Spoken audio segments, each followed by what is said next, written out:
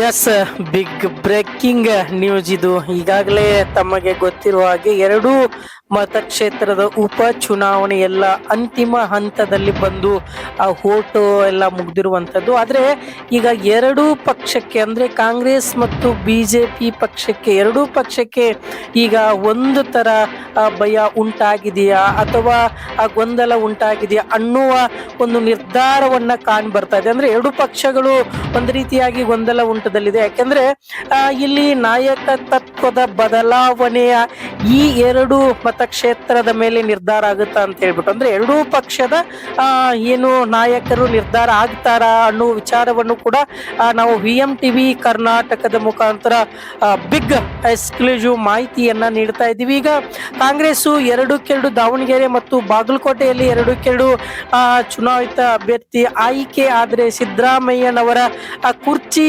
ಕಾಯಂ ಆಗಿ ಮುಂದುವರಿಯುತ್ತೆ ಅನ್ನುವ ಒಂದು ಜನಗಳ ಲೆಕ್ಕಾಚಾರ. ಜೊತೆಗೆ ಏನಾದ್ರೂ ಆ ಎರಡು ಮತಕ್ಷೇತ್ರದಲ್ಲಿ ಕಾಂಗ್ರೆಸ್ ಏನಾದ್ರೂ ಜಯ ಸಾಧಿಸಲಿಲ್ಲ ಅಂದ್ರೆ DKC ಅವರ ಬಣ ಮತ್ತೆ ಎದ್ದೇಳುತ್ತಾ ಅನ್ನುವ ಒಂದು ಅನುಮಾನ ಕಾಡ್ತಾ ಇದೆ ಅಂತಾನೆ ಹೇಳ್ಬೋದು. ಯಾಕೆಂದ್ರೆ ಇದೇ ರೀತಿ ಆ ಗೊಂದಲದಲ್ಲಿ ಮುಂದೆ ಬರ್ತಾ ಇತ್ತು. ಇದು ಒಂದು ರೀತಿಯಾಗಿ ಆ ಚಾಲೆಂಜ್ ಆಗಿನೇ 2-3 ಬಾರಿಯಾಗಿ CM ಸಿದ್ದರಾಮಯ್ಯನವರು ಬಂದು ಪ್ರಚಾರಕ್ಕೆ ಬಂದ್ರ ಅಂತ ಹೇಳ್ಬಿಟ್ಟು, ಅದೇ ರೀತಿಯಾಗಿ ನಾವು ಆ ಬಿಜೆಪಿಯ ಕುರಿತಾಗಿ ನಾಯಕತ್ವದ ಬದಲಾವಣೆ ನೋಡ್ತಾ ಇದ್ರೆ, ಯಾಕಂದ್ರೆ ವಿಜಯೇಂದ್ರ ಅವರು ಇದು ಏನು ರಾಜ್ಯ ಅಧ್ಯಕ್ಷರಾಗಿ ಏನು ಅಧಿಕಾರ ಸ್ವೀಕರಿಸಿದ ಮೇಲೆ ಇದು ಮೊದಲ ಚಾಲೆಂಜ್ ಅಂತಾನೆ ಹೇಳ್ಬೋದು. ಯಾಕೆಂದ್ರೆ ವಿಜಯೇಂದ್ರ ಅವರು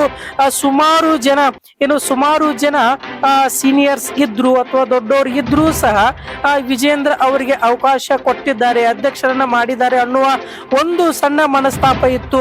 ಒಂದು ವೇಳೆ ಏನಾದ್ರೂ ಬಿಜೆಪಿಯ ಅಭ್ಯರ್ಥಿಗಳು ಆಯ್ಕೆ ಆಗ್ಲಿಲ್ಲ ಅಂದ್ರೆ ಅಲ್ಲಿ ವಿಜಯೇಂದ್ರ ಅವರು ಕಂಟಿನ್ಯೂ ಮಾಡಕ್ ಸಾಧ್ಯನಾ ಅಥವಾ ಸಾಧ್ಯ ಇಲ್ವಾ ಅನ್ನುವ ಮಾತು ಕೂಡ ಕೇಳಿ ಬರ್ತಾ ಇರುವಂತದ್ದು. ಯಾಕೆಂದ್ರೆ ಇದು ಒಂದು ಚಾಲೆಂಜ್ ಆಗಿ ತಗೊಂಡಿರುವಂತದ್ದು. ಯಾಕಂದ್ರೆ ವಿಜಯೇಂದ್ರ ಅವರು ಕೂಡ ನೇರವಾಗಿನೇ ಎರಡೂ ಕ್ಷೇತ್ರದಲ್ಲಿ ಸುಮಾರು ಹಗಲು ಇರುಳು ನಿಂತು ಪ್ರಚಾರ ಮಾಡಿರುವಂತದ್ದು.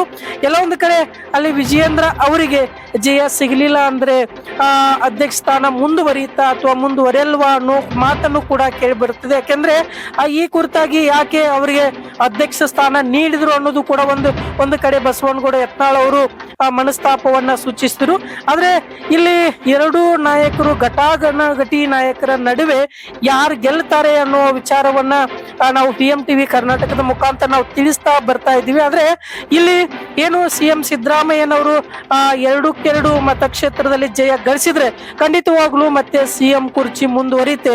ಒಂದು ವೇಳೆ ಏನಾದ್ರೂ ಅವರು ಎರಡು ಕ್ಷೇತ್ರದಲ್ಲಿ ಸೋಲನ್ನ ಅನುಭವಿಸಿದ್ರೆ ಖಂಡಿತವಾಗ್ಲೂ ಸ್ವಲ್ಪ ಗೊಂದಲ ಉಂಟಾಗ್ಬೋದು ಅನ್ನೋ ವಿಚಾರವನ್ನು ಕೂಡ ನಾವು ಮಾಹಿತಿಯನ್ನ ಲಭ್ಯಪಡಿಸ್ತಾ ಇರೋದು. ಯಾಕಂದ್ರೆ ಹೀಗೆ ನಡೀತಾ ಇರೋದು ಬಣದ ಮೇಲೆ ಅನ್ನುವ ರಾಜಕೀಯ ಹೆಚ್ಚಾಗ್ತಾ ಇರೋದು. ಆದ್ರೆ ಅದ್ರ ನಡುವೆ ಈ ವಿಚಾರನೂ ಕೂಡ ಬಹಳ ಸ್ಪಷ್ಟವಾಗಿ ಹೇಳಿರುವಂತದ್ದನ್ನು ಕೂಡ ಏನು ಅಭಿಮಾನಿಗಳಾಗಿರ್ಬೋದು ಅಥವಾ ಕಾರ್ಯಕರ್ತರಾಗಿರ್ಬೋದು ಕೇಳಿ ಬರ್ತಾ ಇರುವ ಮಾತುಗಳನ್ನು ಕೂಡ